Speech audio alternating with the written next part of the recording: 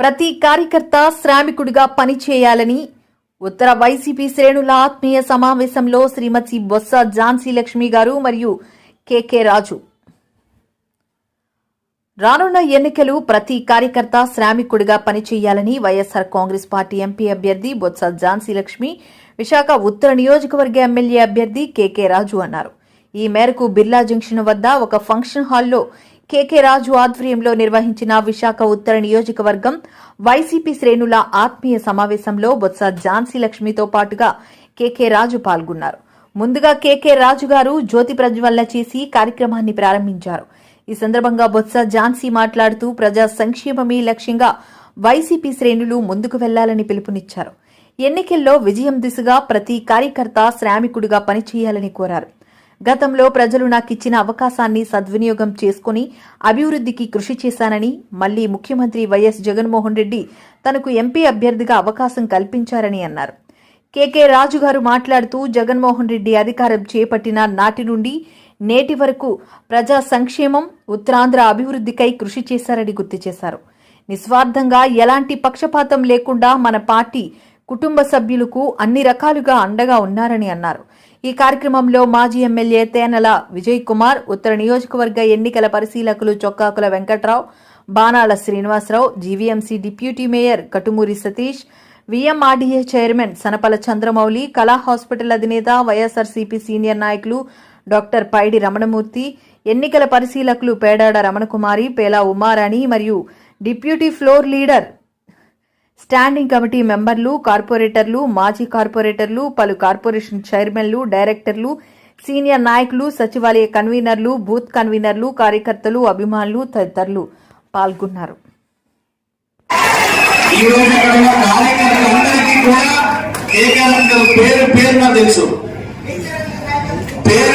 ప్రతి ఒక్కరికి కూడా తెలుసు. కార్యకర్త అయినా, కార్పొరేటర్ అయినా, వార్డు ప్రెసిడెంట్ అయినా, సీనియర్ నాయకులైనా మనం ఒకటే ఆలోచించుకోండి.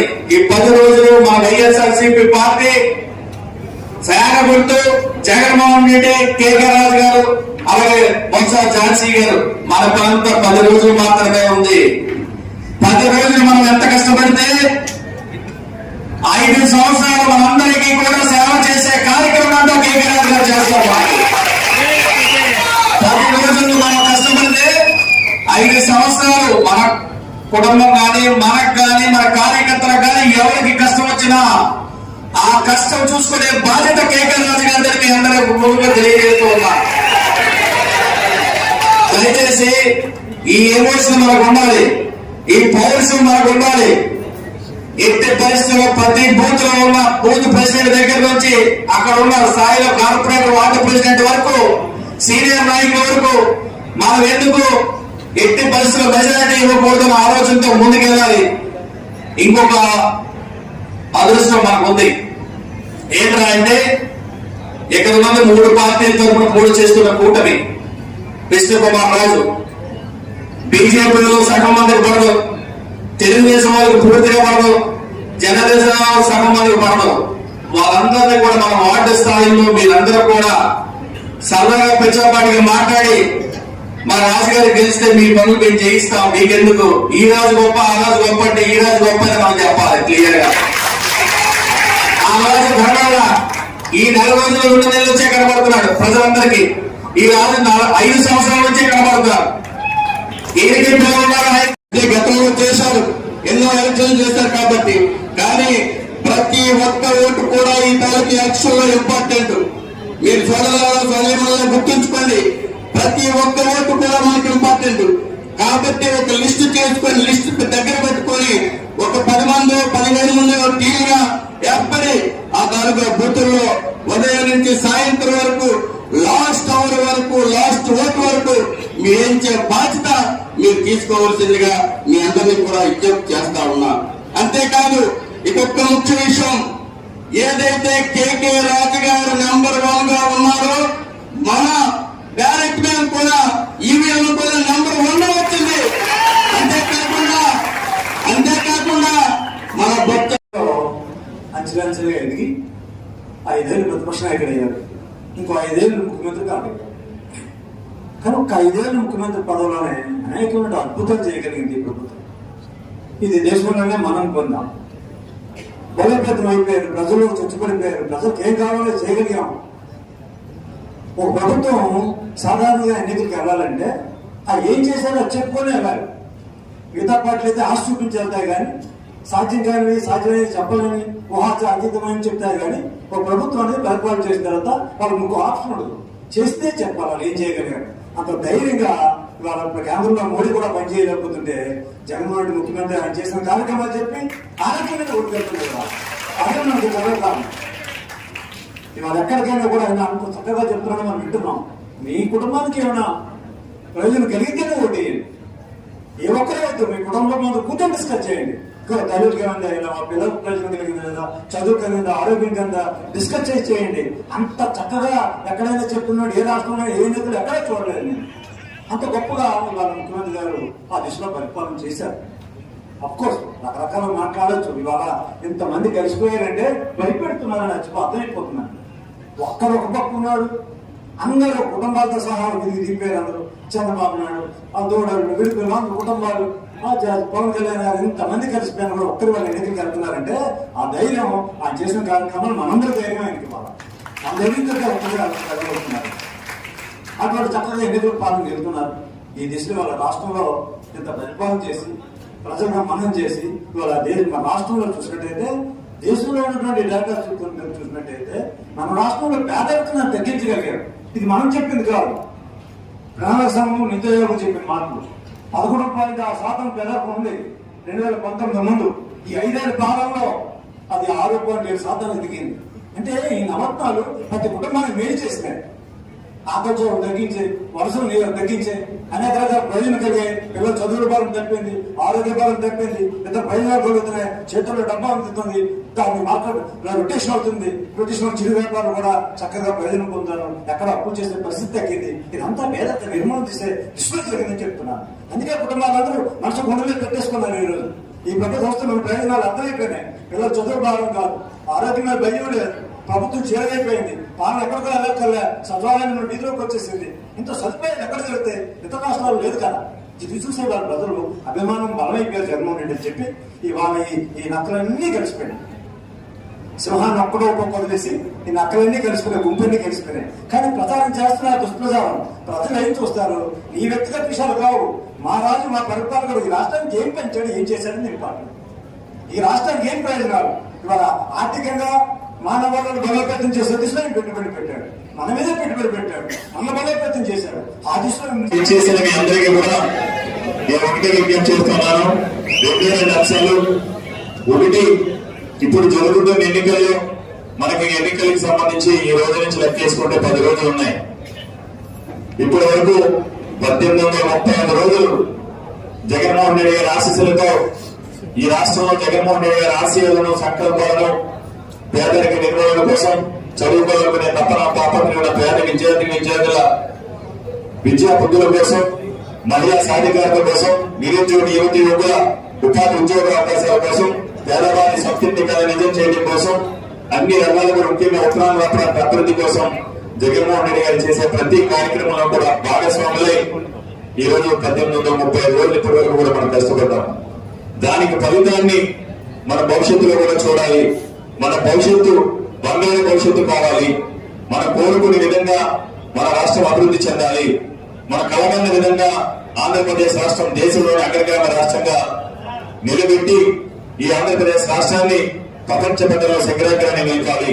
అన్నింటికంటే కూడా ముఖ్యంగా దశాబ్దాలుగా గత పాలకుల నిర్లక్ష్యం వల్ల వెనక్కి నెట్టిన ఉత్తరాంధ్ర ప్రాంతం, ముఖ్యంగా విశాఖపట్నం ప్రపంచ పట్టణంలో శంకరాగ్రాన్ని నిలవాలంటే తప్పకుండా మరొకసారి వైఎస్ఆర్ కాంగ్రెస్ పార్టీని అధికారులకు తెచ్చుకుని మనం జగన్మోహన్ రెడ్డి గారు ముఖ్యమంత్రి చేయాల్సిన అవసరం, మళ్ళీ జగన్మోహన్ రెడ్డి గారు ముఖ్యమంత్రి చేయాల్సిన అవసరం.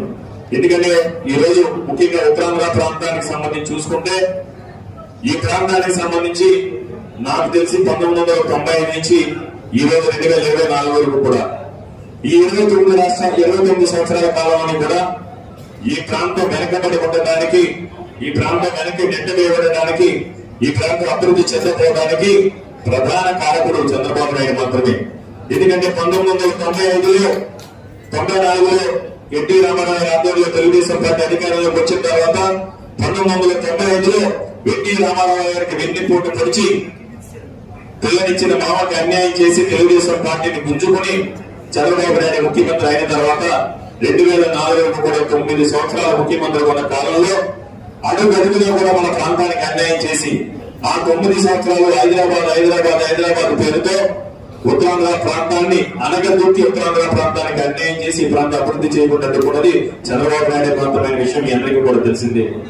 దేవుడి దయతో మనందరి అదృష్టం బాగుండి 2004లో స్వర్గీయ దేవుడి ముఖ్యమంత్రి డాక్టర్ వైఎస్ రాజశేఖర రెడ్డి గారి అధికారంలోకి వచ్చిన తర్వాత ఈ ప్రాంత వాసుల ఆకాంక్షలకు అభిలాషలకు కోరికలకు అనుగుణంగా ఆ రోజు రాజశేఖర రెడ్డి గారి ప్రాంతానికి అనేక ప్రాజెక్టులు తీసుకొచ్చారు.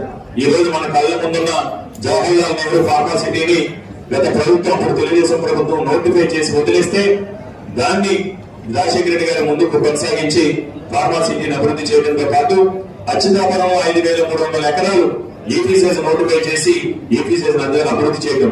అదేవిధంగా పాపా అకాడమిక్ రీసెర్చ్ సెంటర్ కి సంబంధించి 99లో చంద్రబాబు నాయుడు గారు ముఖ్యమంత్రి ఉన్నప్పుడు వచ్చిన ప్రపోజల్ ని చంద్రబాబు నాయుడు పట్టించుకోకుండా తడిచెవిని పెడితే 2004లో బాబా అకాడమిక్ రీసెర్చ్ సెంటర్ కి అచ్యుతాపురం ప్రాంతంలో 4,300 ఎకరాలు కేటాయించి వారికి హ్యాండ్ ఓవర్ చేసింది దివంగత ముఖ్యమంత్రి డాక్టర్ వైఎస్ రాజశేఖర రెడ్డి గారు. ఈ రోజు బిహెచ్లు విలీనం చేయడం కానీ, మన ఆదిలాబాద్లో ఉన్న హెల్త్ సిటీ కానీ, మన నియోజకవర్గంలో ఉన్న అప్పుడు సత్యం, ఇప్పుడు టెక్మహేంద్ర, అప్పుడు విప్రో, ఇప్పుడు పల్సర్స్ కానీ, బిఆర్టీఎస్ రోడ్డు కానీ, ఈ ప్రాంతానికి ఏదైనా పెట్టుబడులు వచ్చి పరిశ్రమలు వచ్చి ఈ ప్రాంతం అభివృద్ధి చెంది ఈ ప్రాంతంలో ఏదైనా ఒక ముందడి వేసింది, ఈ ప్రాంతంలో ఉన్న నిరుద్యోగ యువకులు ఉపాధి ఉద్యోగ అవకాశాలు వచ్చినాయి అంటే అది కేవలం డాక్టర్ వైఎస్ రాజశేఖర రెడ్డి గారి హయాంలో మాత్రమే. మన దురదృష్టం 2009 సెప్టెంబర్ 2వ తారీఖున ఆయన చనిపోవడం, ఆయన చనిపోయిన తర్వాత అడ్డగోలు ఎన్నికల రోజు ఓట్లు చేయించుకోవడం ఒక ఎత్తు, ఎగ్జామ్స్ కి ప్రిపేర్ అవుతున్నాం, కానీ ప్రిపేర్ అవుతున్నది నేర్చుకుంటున్నది మేమైతే, పరీక్ష రాయించేది మీరు దగ్గరుండి. సో ఈరోజు 272 బూతులు ఉన్నాయి, బూత్ కన్వీనర్లు ఉన్నారు, ఏసీ కన్వీనర్లు ఉన్నారు, మెంబర్స్ ఉన్నారు. మరి వీరందరూ కూర్చోడానికి 3 మెంబర్లు చెప్పిన ప్రతి చోట కూడా ఉన్నారు. చాలా జగన్మోహన్ రెడ్డి గారు పరిపాలన దాంట్లో ప్రధానంగా ఇవన్నీ కూడా సోదరులు కేకే రాజు గారు వివరంగా అన్ని చెప్పారు. ప్రతి ఒక్కరికి కూడా అన్ని విషయాలు తెలుసు. కానీ మన ముందున్నది మళ్ళీ అటువంటి నాయకులు మనం తీసుకుని వస్తేనే పరిపాలన రాజధాని అనే అంశాన్ని ప్రధానంగా మనకి ఏదైతే మేనిఫెస్టోలో కూడా ఇచ్చారో దాన్ని మనం తీసుకొస్తేనే ఈ విశాఖపట్నం మహానగరంగా మారితేనే మన ఉత్తరాంధ్ర భవిష్యత్తు మారుతుంది. మన రాత్రులు, మన తలరాత్రులు, మన పిల్లల భవిష్యత్తు మన చేతిలో ఉంది. దాన్ని మార్చుకునేందుకు ప్రతి ఒక్కరు కూడా ఇవాళ సిద్ధంగా దీన్ని అందరం కూడా ఒక ఛాలెంజ్ గా తీసుకొని చేయాల్సిన అవసరం.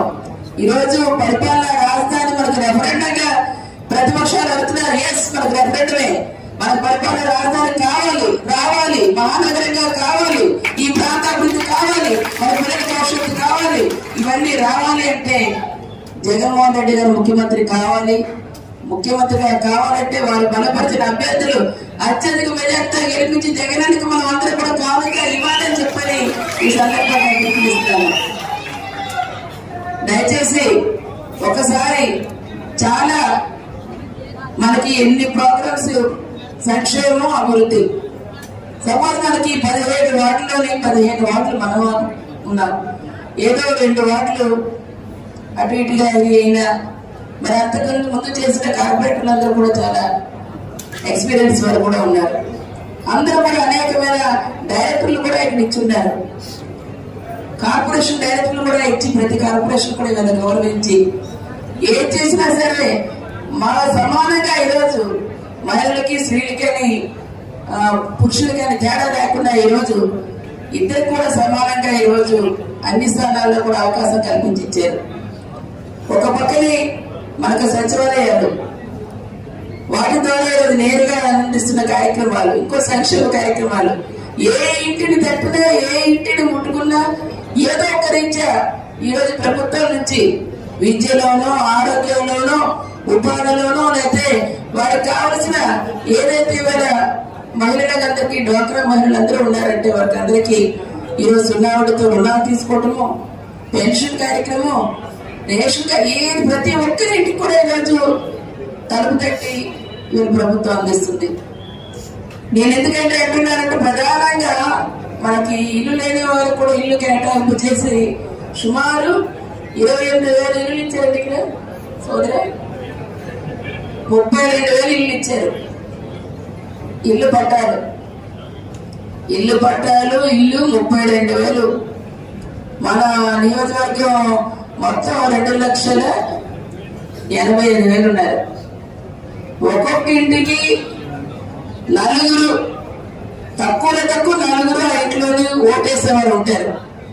వారి మీద కాన్సన్ట్రేట్ చేసి మన వారికి సహాయంతో ఖచ్చితంగా జగనన్న